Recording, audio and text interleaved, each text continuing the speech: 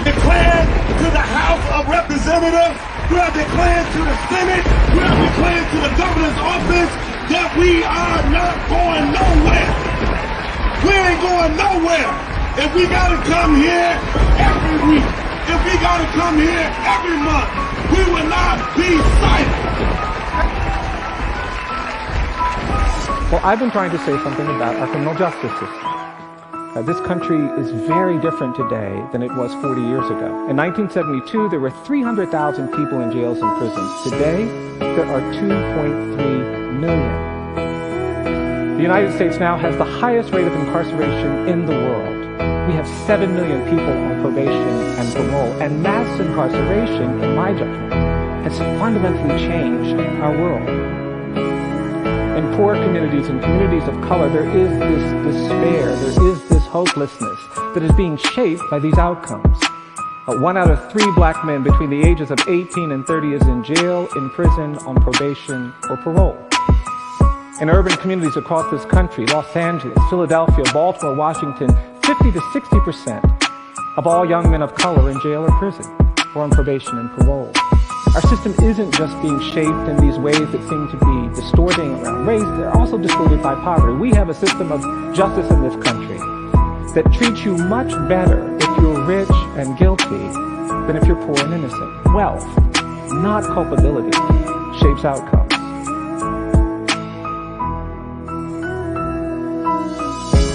One of the fortunate ones that I actually got an opportunity to prove that I wasn't responsible for the crime I was in prison for, but there are thousands, literally tens of thousands more people in this country that are wrongfully imprisoned whose voices are being silenced.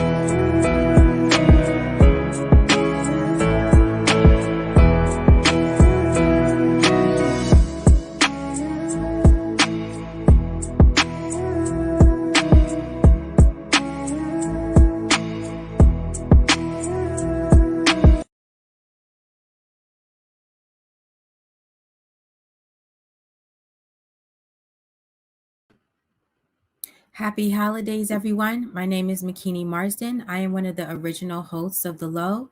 I am currently also one of the hosts on Second Chances. You can tune in every other Monday starting December 27 at 9 Eastern Standard Time. Today, we come together to celebrate and introduce the new hosts for this upcoming season. But before we get started, the National Plus Coalition was birthed to support, uplift, and educate the people by establishing structure, solidarity, and organization. On December 17th, 2020, The Low premiered for the very first time, as well as receiving funding for Plus TV and its media productions. The Low was formulated to give a platform for wives, mothers, sisters, and grandmothers on the outside who supported their incarcerated loved ones behind the wall. For the past year, Plus TV provided their platform to those needing a safe haven to vent, learn, and ask questions. With that being said, I would like to thank Plus for all they have done and continue to do. I would also like to thank all of our past hosts that have participated in making The Low what it is today. Please welcome the new hosts of Season 3, The Low, Jennifer, Shiloh, Leah, Nicola, and Alicia. Thank you, ladies. Thank you. Hello. So this season of The Low, we have a very special edition of wrongful conviction cases in Michigan. And I'm very excited to help initiate this topic. As many of you know, my husband is also wrongfully convicted in the state of New York. So being among strong, dedicated women like yourself who can relate to this struggle is an honor. So the first thing I want to ask you is what actually helped you initiate this journey for each of you?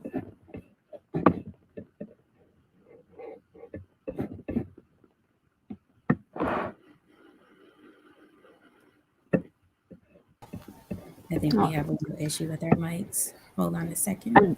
I know at least for my husband, ours is out of Ohio, but just the fact that there are so many people wrongfully convicted.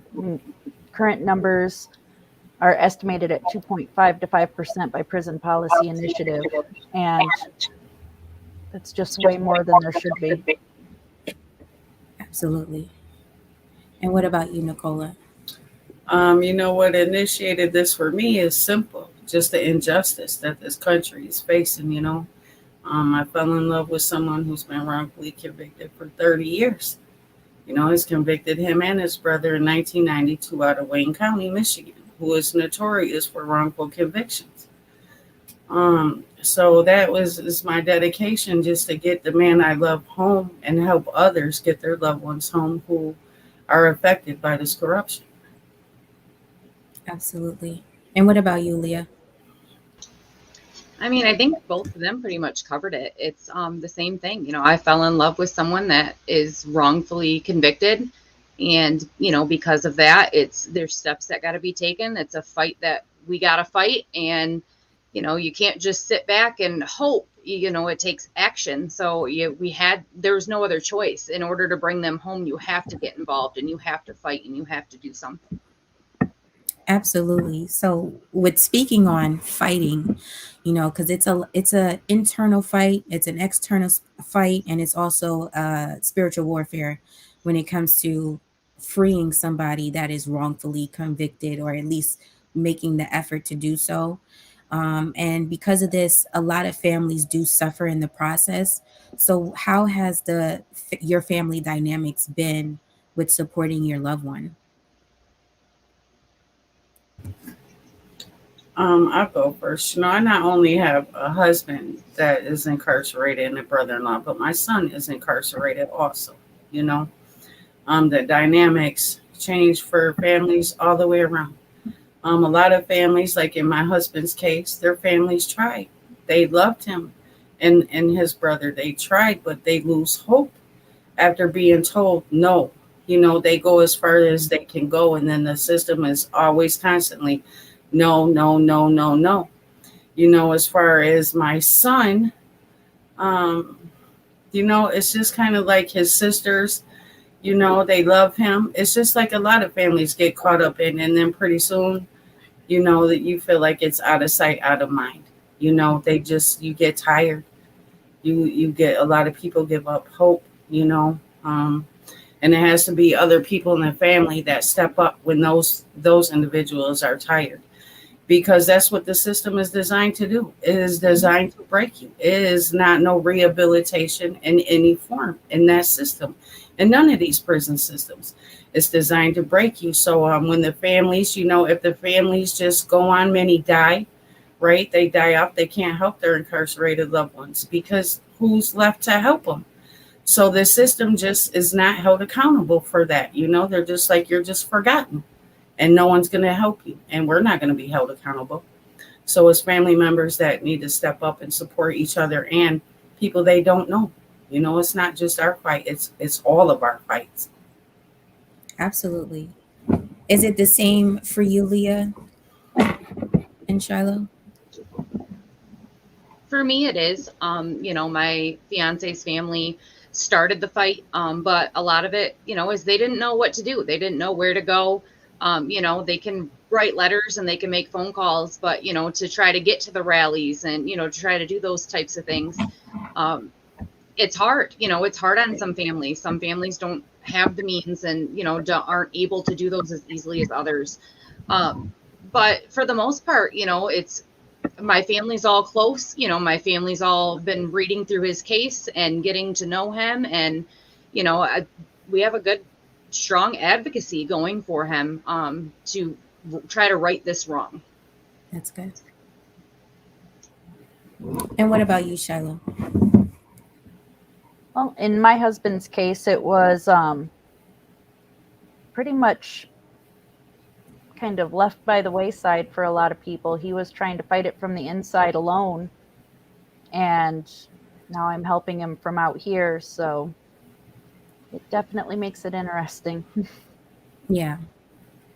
Yeah, I know that from my personal experience, when you're supporting somebody that's wrongfully convicted, you kind of see who your real friends and family are. A lot of people just kind of fall off by the wayside and they will watch you from a distance take on this fight by yourself. And, for a while, we used to be kind of angry at that. But as you continue on in this journey, you find strength within each other and learn how to push forward regardless of who is supporting you or not. Because there's a reason why I feel like a lot of people are experiencing these wrongful convictions, and a lot of them are coming out due to the connections that they have with their spouses and fiancés, because it does take love to bring these people out. Because if it's not for us putting ourselves out there and speaking on these kind of platforms, a lot of times people won't even know that there's somebody that's wrongfully convicted behind the wall. So, with that being said, what organizations or churches or affiliates have been the most supportive to you during this exoneration process, if any? I'll go first on that one. I think honestly, the most support I've gotten has been from, the other women in Michigan. We've kind of all banded together. We have the Facebook page, where we call ourselves the Real Housewives of Michigan's Wrongfully Convicted. And I know at the end of the day, I always have one of them that I can lean on. If I'm having a rough day, I can call one of them. I can lean on them for help, for support. If I need help going through the case and finding something, I know one of them will help me, and vice versa. Also, Plus giving us this platform to be able to put our stories out there. But in my experience, those have been the biggest impacts the biggest organizations I have had interactions with. That's awesome. Yeah, I like to say that too. First and foremost, for me and my husband, is our faith. First and foremost, that get us going every day, because we realize really we can't do anything by ourselves. God has to give us the strength every day to do it. And then I believe it's me and him, right? Leaning on each other, uplifting each other, because we just have a mindset that we are unwilling. We're not looking at that 30 years that seems hopeless. We're looking at, we're going to get it. By the grace of God, we got to do it. We just got to keep doing it and doing it and doing it until we just can't go no more. And like Leah said, the group that we're involved in, the Real Housewives of Michigan, that's a strong support system. We all came together for different places in the, within the cities, but we know we got a purpose, and it's not just me fighting for Vargas and Marco. It's me fighting for Leah and Jennifer and Paula and Alicia and Michelle Fisher, and it's us fighting for everybody. Mm-hmm. Absolutely. How about you, Shiloh? Well, I got really lucky and got involved with the group that I'm involved with right now, Change Starts With Us Ohio. And it's quite a few people that are just really have each other's back. Plus, besides all of the wrongful conviction advocacy that we do through them, I also have a really good friend of mine named Karen that's really kind of given me more of a backbone than I used to have.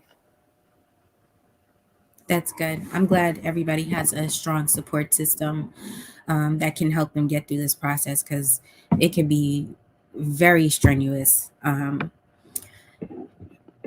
So with each of your experiences, what has been the most challenging part of getting the public and potential resources to listen to your spouse's wrongful conviction outside of the organizations that you're affiliated with? Well, for me, I think it's just everybody thinks, it's the people's mindset in the community, because as soon as they hear someone's in prison, they're guilty.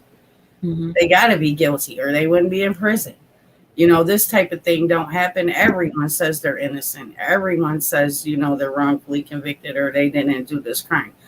So until something happens to them, right, their loved ones or someone they know, so I think it all starts with the people, the mindset. That's where change is going to come from, who we're voting for, who we're holding accountable for. We got to push to change the laws that's behind all of this corruption. Take away prosecutors' immunity, hold people accountable, and it starts with us, the people. And it can't be one, it can't be 1,000. It has to be many, many consistently. that, to push for change. Yeah.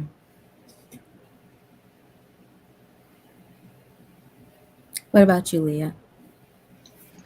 A lot of it, Nicola just covered. It's the stigma. Everyone thinks if someone's incarcerated, especially for something that's considered a violent offense, they deserve to be there. People don't take into consideration that wrongful convictions happen. People don't take a lot of even evidence into consideration. People don't want to take the time to sit down and read through the hours of trial testimony and police reports to be able to see that someone's innocent. They all have that mentality that if someone's there, they deserve to be there. And that, I would say, is probably the hardest thing to overcome, is to try to get people to understand that there are innocent people in prison. It's not just the guilty there. And then even on the local level, trying to get the local officials, my fiance was convicted out of Montcalm County here in Michigan. It's a small little county, but to try to get, the prosecutor there to acknowledge it, it doesn't happen. A lot of the court staff knew him growing up, and as he was going through his trial, it stated they knew he was innocent. They knew he wasn't involved. But to get the people who can do something about it to acknowledge that is a giant uphill battle. That's unfortunate.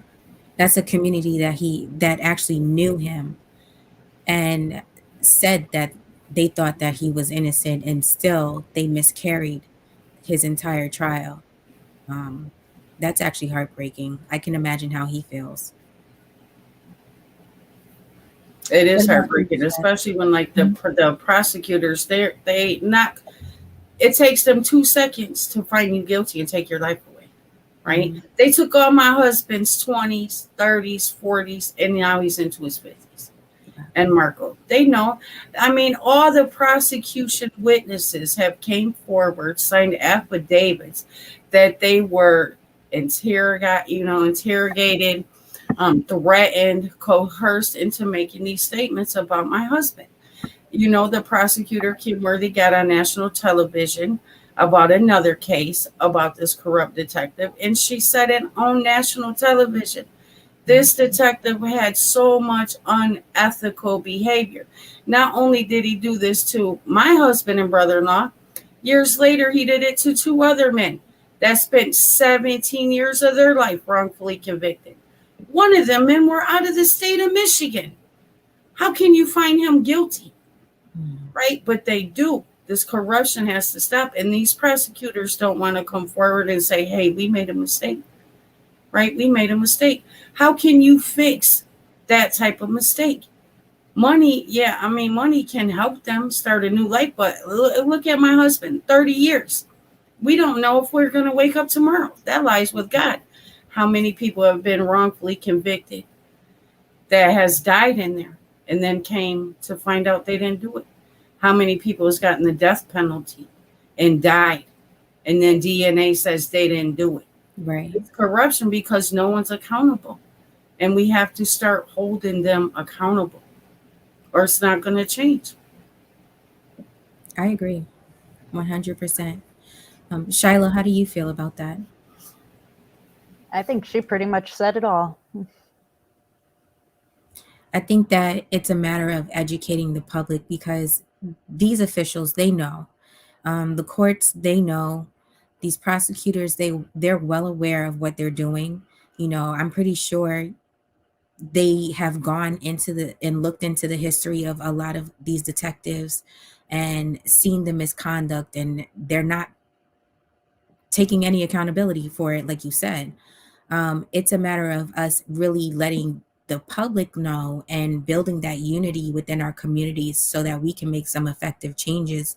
Because if you look at a lot of these cases where you see some police brutalities all over the country, a lot of those cases got to where they were because the public got aware of what was happening and they were outraged by it. So I'm really glad that Plus does have this platform, and I'm really hoping that at some point, all of your spouse's stories will reach out to the masses so that you can get the support that you need to overturn these wrongful convictions and help other people that are in there, because I believe that the percentage is a lot Mhm. higher than what we think.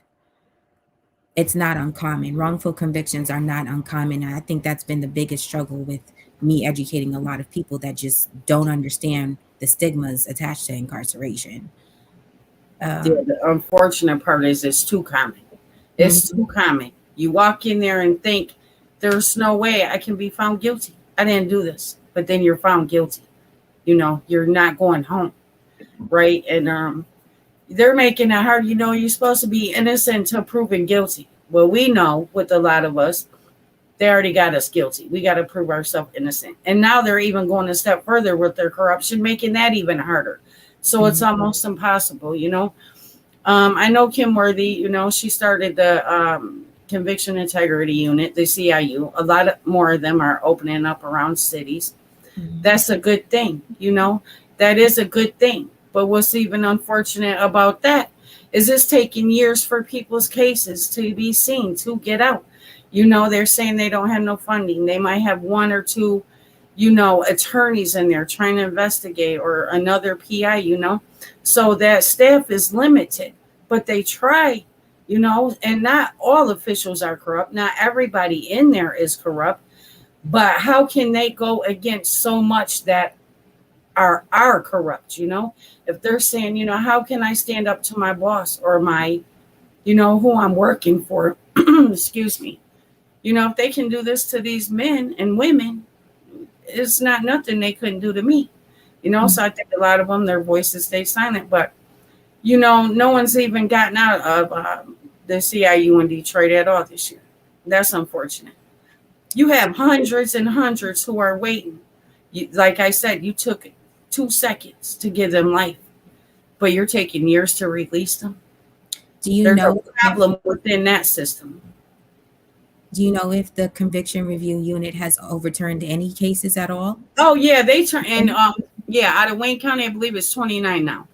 Exonerates out of 3 years, right? So I'm so happy for them families, right, that their loved ones made it out, but it's not enough. They should be releasing people, in my opinion, 5-10 a day. What's taking you so long, right? I know there's ballistics. I know things like that take time. We understand, but this is 30 years going. Yeah. You know, it could be 15. It could be one day wrongfully convicted.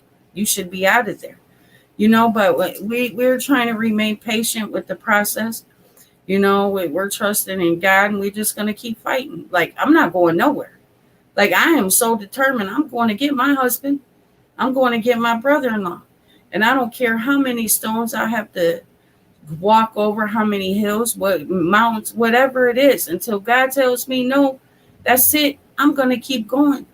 And we just trust that, you know, whenever his case, you know, whenever they get to his case, they realize this, they see the corruption, and they do the right thing. And they, you know, not just with us, but with all the people that are in there, with all the people that don't have a voice. I will be their voice, right? There's so many in there that, like I said, lost their family members, or they're just tired, right? And it is a blessing to have the plus, you know, to give people like myself and other people the voice of the voiceless, you know, to help them get their life back.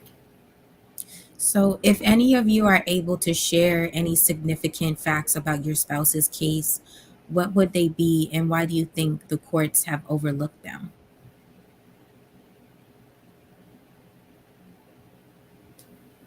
Well, like I said, in my husband's case, he was convicted in 1992, him and my brother-in-law, from this detective that is well known. I mean, this detective got kicked off the narcotics force at his own police department, right, for letting drug dealers drive his personal car, right? Not only that, like I said, the prosecution witnesses have came forward.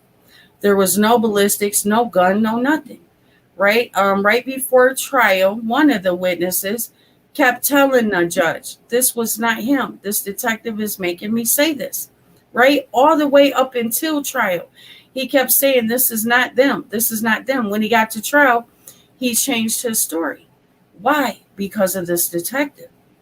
Same with the second. Same with the third. This detective scared one of them so bad they left Michigan and never came back. Ain't never came back to live here. To this day, you know? And My husband filed a motion way back then. The appeals court knew something was going on. They said, listen, something just don't seem right. The stories are changing. We want to send this back down and tell the judge, which was Wendy Baxter at the time, to investigate this detective. See why these stories, why nothing is adding up with these witnesses. The judge told this corrupt detective to go find evidence or go find this witness.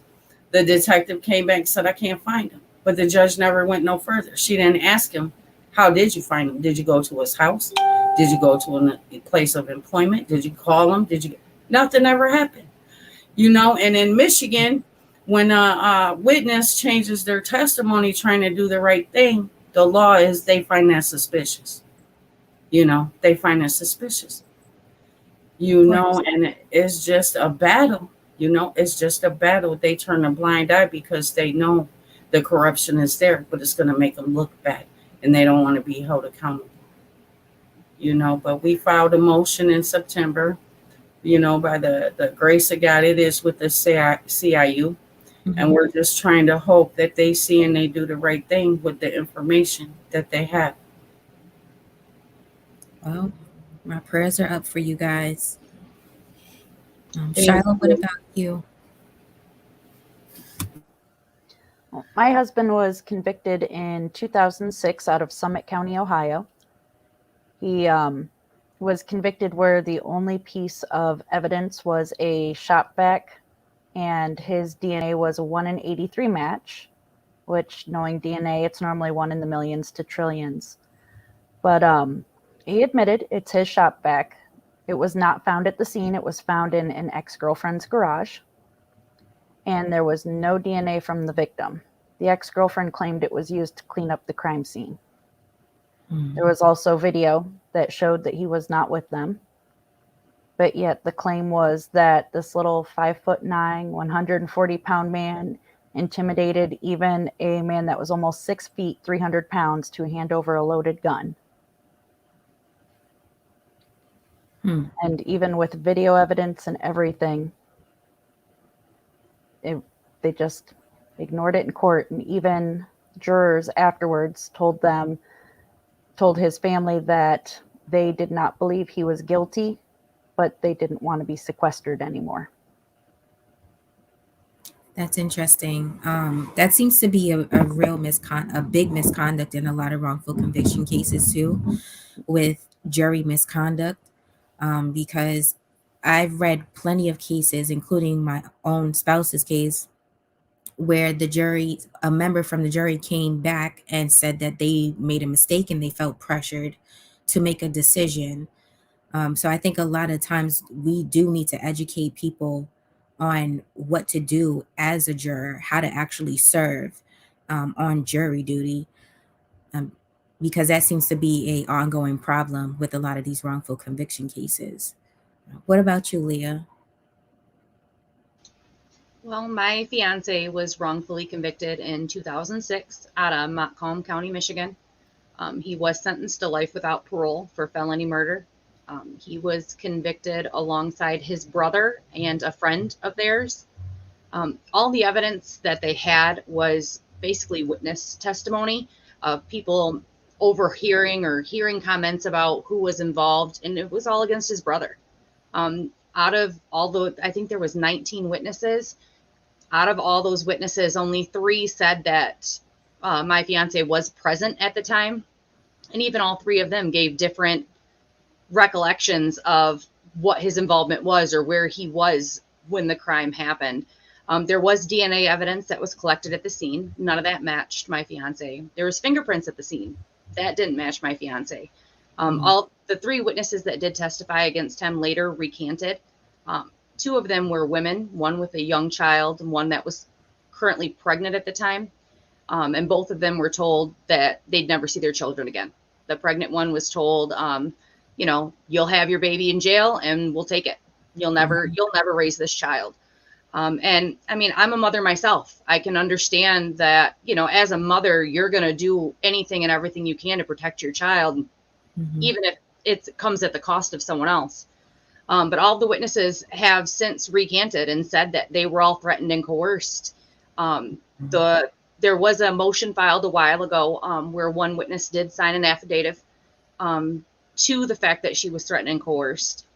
But prior to the hearing, investigators went back out and talked to her and let her know by changing her story, she was now facing a life sentence for perjury in a capital trial.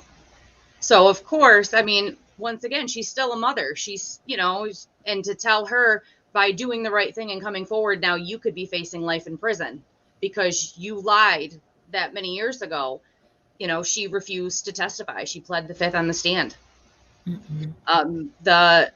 His alibi for the weekend where the murder occurred was his parents.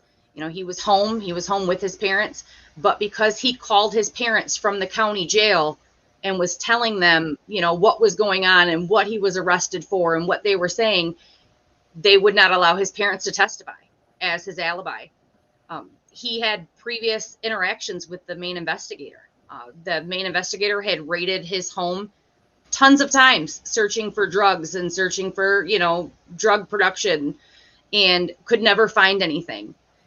Currently, his case is under review with the University of Michigan Innocence Clinic and the statewide Conviction Integrity Unit. Since his case is not out of Wayne County, the Michigan has two separate conviction integrity units, one of Wayne County and one that handles the rest of the state. But it is currently out of the statewide and U of M Innocence Clinic. And the main thing is, we're trying to get people out there to re-interview the witnesses and trying to convince the witnesses to come forward without that fear of incarceration for doing the right thing. Yeah. And that's tough. That's very tough because now you're relying on people to kind of weigh their options, either your fiance's life or theirs. Right.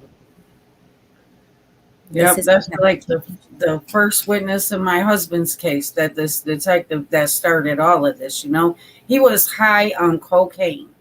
2 blocks away from where this happened. It's pitch dark outside, right? So when he identified originally my husband at the direction of this detective, the next day, or like I said, before he got to trial, he's like, listen, I'm trying to do the right thing. I was so high on cocaine.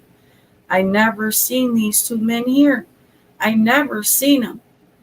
They called that suspect, Yeah, it's just this system. This system, man, has to change. It's the people working within that system. Just like you were talking about jurors. You have to be firm on what is right. Right nowadays is like, man, you're pressuring everything to be right. People believe they make a lie into the truth. And the truth is just obsolete. They don't even know what the truth is anymore. And people have to stand firm in their beliefs of right is right and wrong is wrong. And I'm not going to do this to this person because you're pressuring me or because I don't want to sit on a jury or whatever the case may be. These are human beings' lives, right? And the system tries to dehumanize them as it is. And it's up to us, each one of us, to say, no, you're not a number. Like to my husband's not a number. My brother-in-law is not a number. My son is not a number. Leah's husband and everybody in there is not a number. They're a human being that deserves justice, right? It's not like they did something and we're out here fighting for a guilty person. If they were guilty, they take it, take responsibility for it. We love them. We still support them. But we're talking about a whole nother situation. We're talking about they didn't do anything, not nothing, and I bet you them people in office, if their family members or someone just lied on them about something simple, they got something to say. As human beings, we have something to say. You can't attack my character like that. You can't do this, but yet they're turning around and destroying millions and millions of people's lives because of this corruption. From the detectives to the police officers to the prosecutors to the judges, it's everywhere.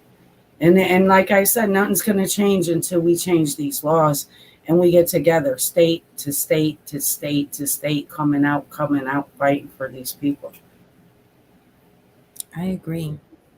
What advice would you give someone experiencing these circumstances for the first time? stay strong. I mean, that's the main thing. You have to stay strong. You have to keep the faith. You have to stay hopeful. Every day it's a fight. Every single day. Every day it's a struggle. Some days are worse than others. But the main thing is you got to keep your head up and you got to stay strong. You got to realize that, you know, there are times it's going to be you against the world, but the love is strong enough to stand by that. You know, the love you have for your loved one, you know, the love I have for my fiance is strong enough that I will stand by him against the world until I can get him to come home. Honestly, that would be the main thing, is just keep the hope and stay strong. Yeah, I agree. You have to be unwilling. Me and my husband, we use that word, you know, we are unwilling, right? You have to be balanced within your relationship, right? You have to do things to make them feel like they're home. You have to share experiences with them, right? You have to lean on them too. But the key is to be balanced in these trying times that's designed to break you, to recognize it and be unwilling that you're not going to settle for what someone else does. You know, I love my husband, man. I love him. Like we all love our loved ones, you know, and I'm unwilling not to just get what I think God gave me, what I deserve, and that's him being home. And I just can't stay silent about that. And I will never stay silent about that. For him, for my son, for Marco, I will never stay silent. I cannot. What about you, Shiloh? I'd say definitely there are going to be times when you just feel like falling apart. And it's okay to do that. Just pull it back together at the end of the day. Absolutely. 100%. And that's a really good thing that Shiloh mentioned. You're going to have your days. There's going to be days like where you're going to feel like you can't get out of bed. You can't do anything. You can't go to work because the world is expecting you to still operate as if nothing is happening, even though your heart is literally in a completely different area and you're constantly alert and aware of the trauma that is being inflicted on your loved one on a daily basis. And sometimes it can cause an emotional breakdown within yourself if you're not too careful. But it's okay to have those moments where you're sad and you just kind of want to not be interacting with people, because you have to put on a face to deal with the rest of the world. And your real face comes off, or your facade comes off when you're with your spouse. So it's normal to have those days. It's normal to feel sad. It's normal to not want to deal with people. And it's normal to not want to explain yourself to anyone. You know, advocating in itself is hard enough. Having the courage to be in the public eye like this and have people put a name to a face and know that you are advocating for somebody who is behind the wall is hard in itself. So every journey is your own experience and you have to make the best of what it is. But I know for me, faith has been my platform. That has been our foundation. Because literally we've lost everything and had to rebuild it. We've lost loved ones in the process, you know, because the world keeps going.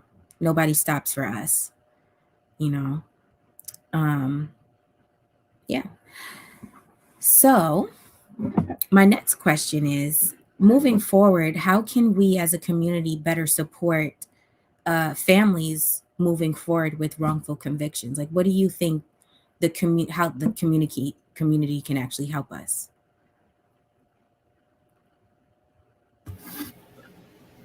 Like for me, you know, me, like our group, the Real Housewives of Michigan's Wrongfully Convicted, after the holidays are over, you know, we're going to all get together.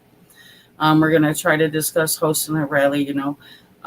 We've talked about like fundraising and things like that, you know. I think a lot more people need to come together as groups or whatever, individuals, to reach out to like wives or mothers, you know, whoever, other people's family members, to say, hey, here's some money to put on the phone, Or do you need gas to go to a visit? Or do you need help finding a lawyer? What kind of resources can we help you with? You know, Yeah. you need counseling. Does your children need counseling? You know, it's like an effort, you know, like when it's just like we got to band together. We can't be lazy. We can't take no for an answer, and we cannot listen to all of these people's opinions, right? Because when these people start giving too many opinions, like, why do you hold on? They're not coming home. Why do you hold on? Why do you love this person? Oh, you could do so much better. You don't know what that person can do, right? Do you know how many smart men and women there are in prison? Mhm. How strong they have to be, you know? So I think we need to get involved to help families like that, to get their loved ones to see them to a visit, or the phone, or doctors, or just give them resources. You know, we got to band together, but it can't just be like, I'm just going to help mine and not help yours. You know, we're just unified. So us as the Real Housewives of, you know, the Michigan wrongfully convicted, we're going to try to get together and do some things, you know, and just start building from the bottom up and keep pushing. You know, that's, you know, that's So, what what I are think. some things that your spouses are looking forward to upon returning into society?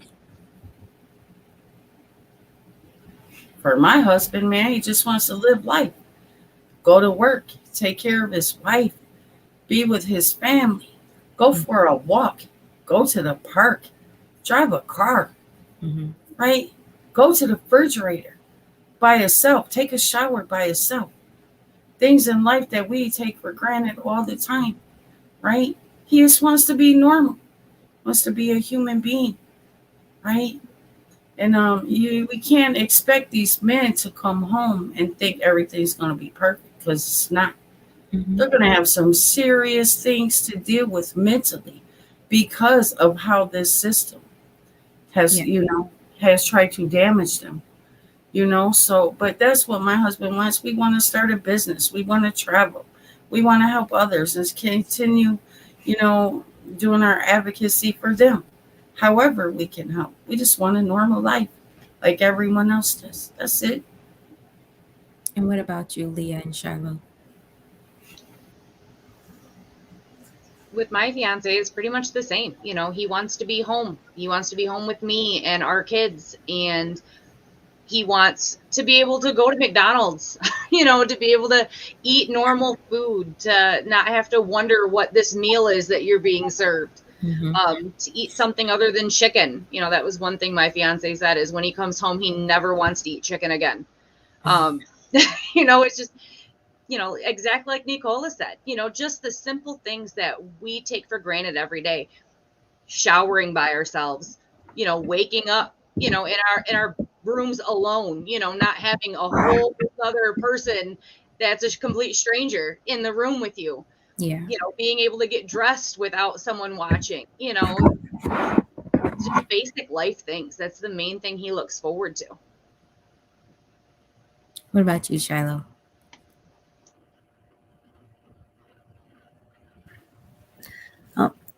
I know one big thing is my husband just wants to see his kids and his grandkids and be able to sit on the front porch, and he said just be a grumpy old man in his own home. Just the simple things of life. So we're going to go into the comments and see if anybody has any questions.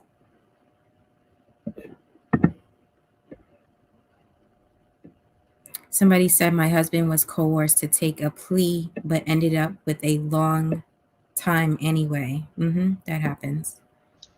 That's you know, Alicia, who was also going to be a host this season. That's exactly what happened with her husband. You know, he was forced to take a plea. He was coerced into taking a plea, and he was still wrongfully convicted. Whether, you know, it's still, he didn't do it. It happens.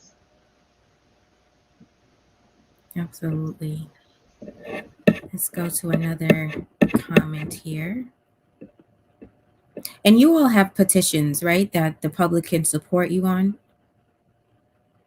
Okay. We're going to see if we can get those petitions added to the show. so that you guys can support that on a case-by-case basis. What else do we have here? Yeah, it looks like a lot of people are asking for petitions and how to support. People have to understand the masses of people being impacted by wrongful to serve the greed of this country. That's a very excellent point, and that was by Lulu, Miss Lulu Love, who's also one of the hosts of Second Chances.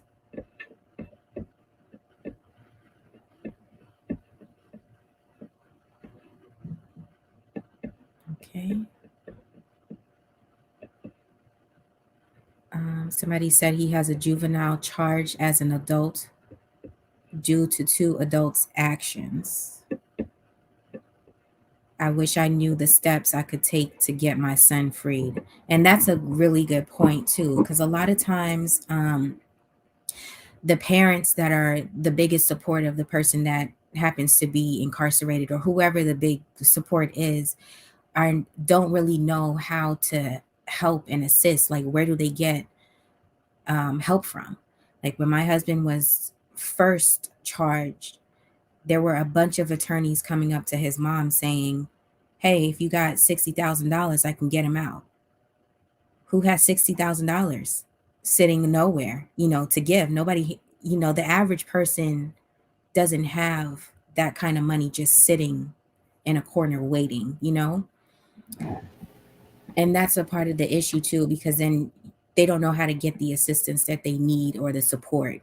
And a lot of times people can shut down internally and they don't know how to ask for it.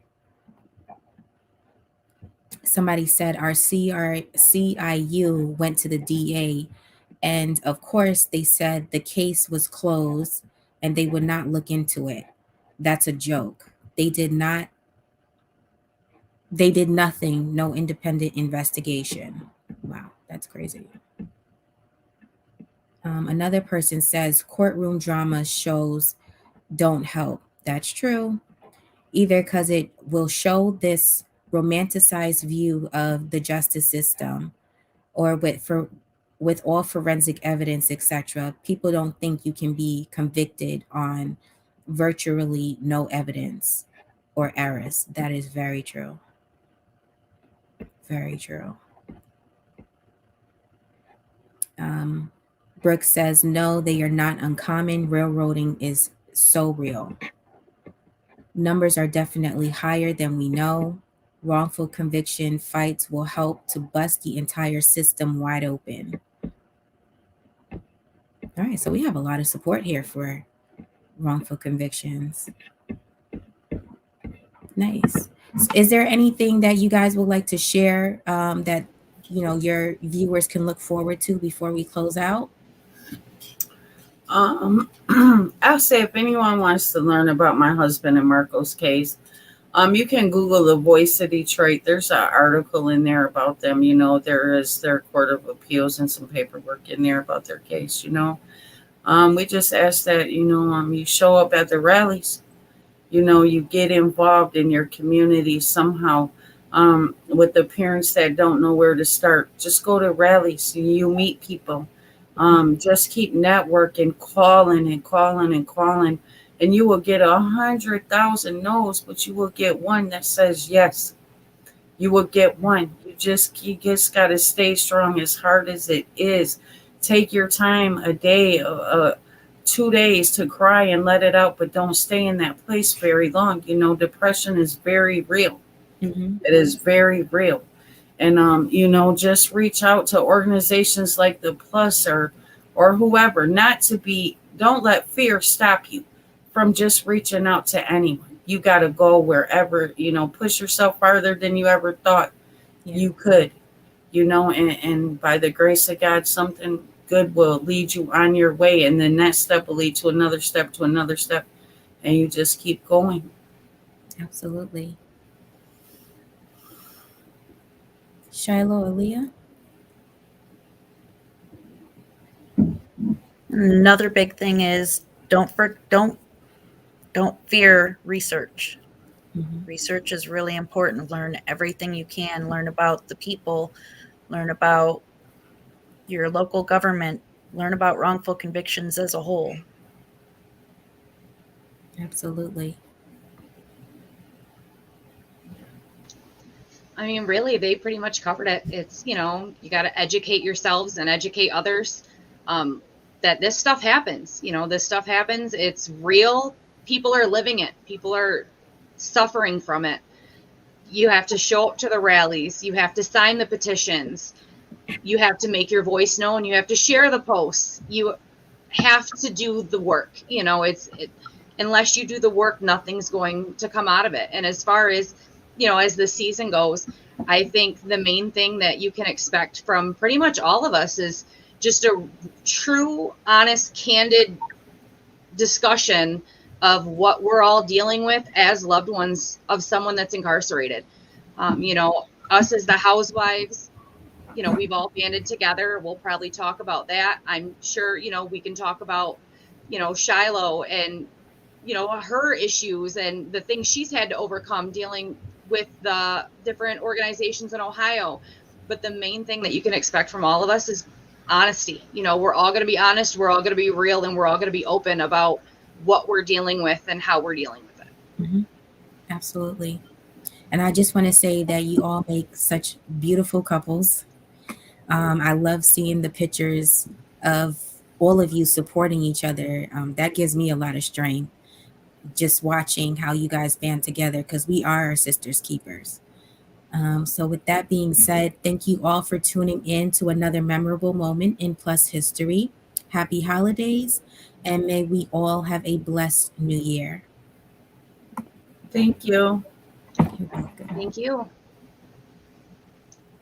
Thank you. Have a good night.